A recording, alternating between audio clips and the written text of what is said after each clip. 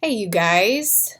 I hope you are all doing well and that nobody is sick. I wanted to send you this little video to let you know, first of all, that all my lessons from now on are going to be taught completely with puppets. I'm just kidding. That would be kind of epic and awesome. Anyway, I wanted to touch base and give you a little video because I know sometimes it's easier to understand an assignment when you can watch somebody explaining it versus just trying to read it on paper. You guys are going to be getting an envelope, little manila envelope in the mail. I'm going to send those out this week. And inside are all the papers that I've graded for you so you can see why you got the grades that you got. And it will have an assignment sheet, an actual paper assignment sheet, so you can physically have one with you. It's going to be posted on iGrade, but if you have trouble downloading it, now there's no excuses because you have multiple forms because I love you that much. So just a brief update. Normally at this point we are producing a film together, or multiple films, and then we move right into making commercials together. That's kind of the end of April. My plan is not to cancel any of that yet. I am just shifting it all to the month of May. And I'm hoping and praying that we will be back together in May, so I can see your amazing faces and we can produce amazing commercials. Because like making commercials at home, like with your mom, is not as exciting as doing it together in a class. Some of you have super cool moms, so maybe it'd be more exciting. I don't know. Anyway, the overarching thing that we're going to do over April is going back to our short story roots. And I want to do this because I want to take this month to really hone in on your actual writing style, the words you choose, the sentences you're putting together, knowing how to put sentences together rightly, and then making it so that it's very readable. Writing style is so important. This book is case in point. Okay, I got this book because it was on sale for like $1 at the store that I was at, and I thought, oh, it's like a cute little Amish boy story, and I can read it to my son. And I opened it up when I got it home and was like, I have made a mistake, because the storylines are interesting enough. Like the plot, there's no problem with that. It's the actual sentence structure. It's hard to read. I do not enjoy reading these. They're extremely difficult because of the way the sentences are crafted and then they're put together in a paragraph. So I really want to work on that with you guys. Hence this fairy tale unit we're going to do. We're going to do fairy tales with a twist. By the end of the month, you will have written your own version of a well-known fairy tale.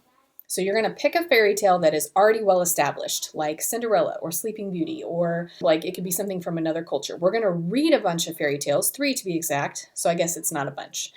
One from Europe, one from Russia, so East Asia, continent of Asia, and then one from Africa. So you can kind of see how different cultures play into different stories. And then you're going to pick a well-known one, and it can be from any culture, even if I'm not familiar with it, as long as it is a legitimate story that I can look up online and be like, oh yes, it's clearly Anansi and the tsetse fly, and from Tanzania or whatever. And you are going to ask one what-if question from the beginning of the story that would change the course of it. So for example, I have read 1,000,000 times to my 2-year-old, she's 3 now, she just had a birthday, I have to remember that, a story about Snow White. I've read over and over again, especially on that first page. I remember one time I flipped it open and I'm like, okay, this queen is sitting there and she's sewing by the window in the winter, and it's cold, and she pricks her finger and 3 drops of blood fall on the snow, and she's like, oh, if only I had a daughter who had skin as white as snow and hair as black as ebony and lips and cheeks as red as blood, because like when you're a super wealthy queen in the Middle Ages, like what else are you going to think about? She thinks about having a daughter, and I thought, well, what if it was a son? How would that change the story?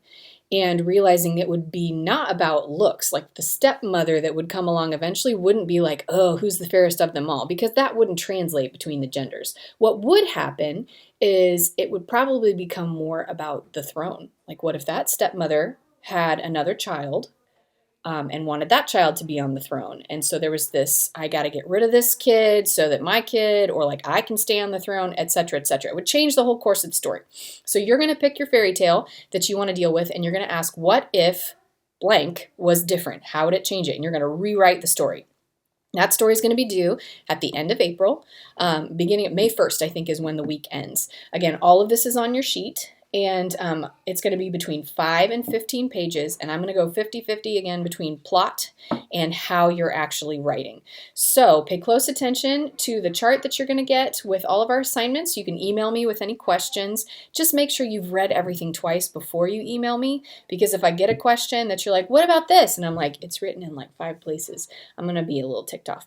But I will also love answering questions that I have not clarified. So know that I miss you, and I hope you are doing well and that you stay well. And you know what? A lot of people who were quarantined during the plagues of the 16th, 17th, 18th centuries came up with brilliant things while they were quarantined because they had extra abnormal time. So I am looking forward to these fairy tales and the extraordinary way that you're going to craft these stories because of the weird time of rest that we've been given. So until then, see ya.